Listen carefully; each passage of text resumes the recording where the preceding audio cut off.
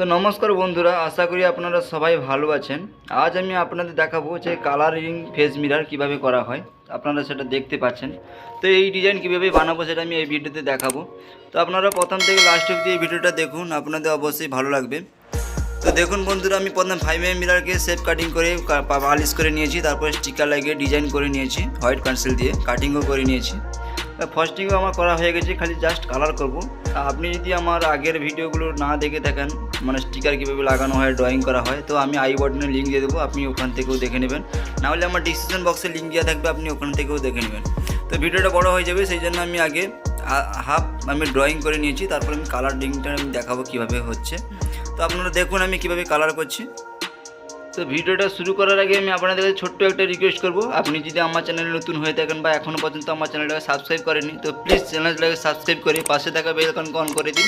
যখন আমি এই চ্যানেলে নতুন নতুন গ্লাস ডিজাইন আপলোড করব, তার নোটিফিকেশন সবার প্রথমে তাড়াতাড়ি আপনার কাছে পৌঁছে যায়। তো বন্ধুরা, ভিডিওটা শুরু করছি। তো বন্ধুরা দেখুন আমি কীভাবে কালার করছি, তো আপনারা দেখতে থাকুন।